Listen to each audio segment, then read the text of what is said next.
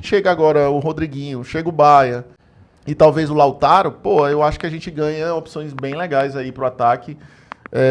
Não tô dizendo que vai chegar para serem titulares, mas chegam para serem um suporte mais próximo dos titulares. E eu acho que era isso que o Ceará buscava, jogadores que dessem essa cobertura maior ao Condé na hora de substituir, de que o Condé não sentisse ali o cobertor curto demais, né? Sim. Porque aquela coisa do cobertor curto, puxa o cobertor para proteger a cabeça, mostra as pernas.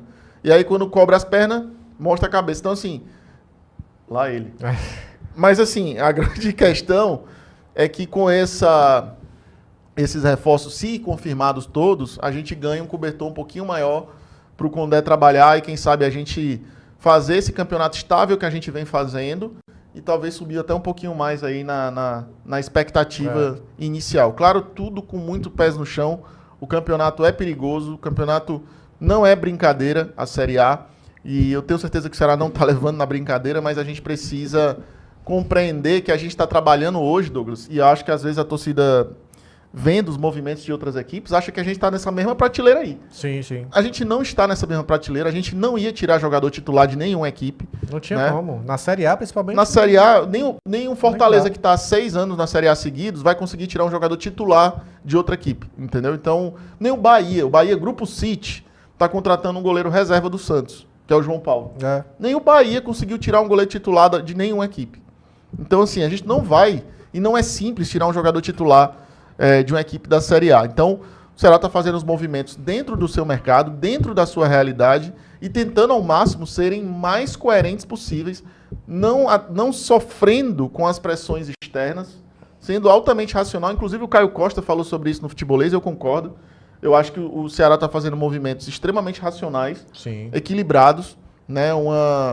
Não se apressa, não se desespera pela pressão da torcida. É claro que a gente daqui de onde a gente está, nós pressionamos, nós cobramos, mas eles trabalham dentro de uma linha de coerência extremamente equilibrada para que não façam movimentos, sabe, que possam prejudicar ou que possam ser destemperados, que possam ter uma leitura de momento e de contexto erradas, né? Então, eu acho que tudo que tem sido feito ainda pelo Departamento de Futebol, a gente cabe a crítica pela demora, mas pelo menos eles estão conseguindo agora fazer os movimentos que eu acredito, não sei se não vai agradar todo mundo, mas que pelo menos, eu acho que não é nem movimentos, Douglas, que a gente possa dizer, não, estão agradando, estão empolgados. Não é que vai empolgar, mas você não pode dizer que não são coerentes. Né? Coerente. A palavra é essa. Eu até estava dando uma passada aqui no nosso elenco, né, o elenco do Ceará, e principalmente depois desses movimentos de mercado, inclusive já tem atualizações aqui, o Rodriguinho já está aqui, né, como um dos atacantes do Ceará. O Bruno Tubarão ainda não, porque não é uma coisa ainda oficial, né? O Ceará ainda não anunciou a venda. O Bruno Tubarão foi vendido, né? Foi uma transferência para o futebol da Indonésia. Ainda não teve o anúncio do Ceará, mas o jogador já se despediu. Então, Bruno Tubarão aqui você desconsidera nessa lista de elenco do Ceará. No ataque tem Ailton, Fernandinho, Galeano, Guilherme, Pedro Henrique, Pedro Raul e Rodriguinho. Ao que tudo indica, Paulo Baia vai estar aqui e talvez Lautaro. E saíram Lelê. Ou seja, sai Lelê e vem um Lautaro, pô, eu acho que dá uma, né? Pô, demais. Demais, né? Porque é mais ou menos a mesma posição. Aí saiu o Martins. Na teoria, tá, galera? Em teoria, né? Tudo é teoria, Tudo assim. é teoria. Porque quando o Lelê chegou, todo mundo disse, porra, é uma boa. Pois é. Então, quando a gente vê o cara jogando, é que a gente vai saber de fato se foi uma boa. O Rômulo a gente ficou empolgado. O Rômulo vai ser titular. A gente abriu live. A gente abriu live aqui, urgente, Rômulo no Ceará, entendeu? Porra, todo mundo, o menino lá, o Estevam, falando do Rômulo, né? Lá do Palmeiras, que era um baita jogador e tal. E não rendeu aqui. Mas saiu o Rômulo, veio o Vina, né? Até o Recalde também pode ser a mesma coisa. Saiu o Recalde, veio o Vina. Então saíram alguns jogadores e você já vê aqui, né, essas mudanças no elenco. Cabe, né, ainda mais atacantes aqui, né? Então, se vier Lautaro e o Paulo Baia, eu acho que já dá uma encorpada legal no ataque. Sim. No meio, a gente teve a saída do Rômulo e do Recalde. Acho que seria isso, né? Não estou lembrando de mais alguém, acho que não. Então, chega o Zanocelo, também eu acho que é mais um jogador ali para compor e tá todo mundo meio que sendo utilizado aqui desse tá todo meio, mundo né? rodando. Menos o Vina que não estreou ainda. Então, é um meio que está sendo utilizado. Nas laterais, aí fica aquele ponto de crítica em relação ao Nicolas, né? Porque é um jogador que vem abaixo dos demais, mas fora isso, são bons jogadores de laterais. Dieguinho você pode considerar como meia ou um volante nesse momento. E na zaga, aí tem uma questão na zaga, Klaus. O Ramon Menezes saiu. Antes eram 7, né, jogadores. Agora são 6. Só que tem o Luiz Otávio, que a gente acaba não contando muito por causa Nem o Gabriel Lacerda. Da questão física. E tem um Gabriel Lacerda que a gente... Não dá pra gente chegar numa Série A e contar que tem um Gabriel Lacerda, com todo respeito. Não, tá? e não é por conta do jogador em si, da qualidade dele, é porque ele tá sem ritmo de jogo desde o ano passado, cara. Pois é.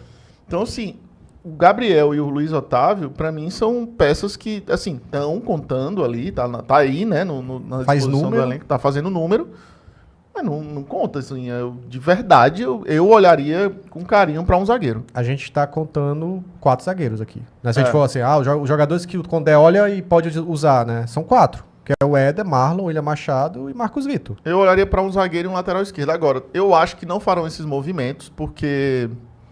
Primeiro tem que ver se tem uma oportunidade de mercado. Se tiver uma oportunidade para trazer um zagueiro interessante, beleza. Ou um lateral esquerdo interessante, beleza. Agora, com relação ao que a gente tem hoje, eu acho que o Ceará vai tirar um pouco o foco hoje dessas posições que a gente costuma falar. O torcedor costuma falar de lateral esquerdo, zagueiro. Sim. E eu acho que tem uma razão mesmo, né? Eu acho que caberia.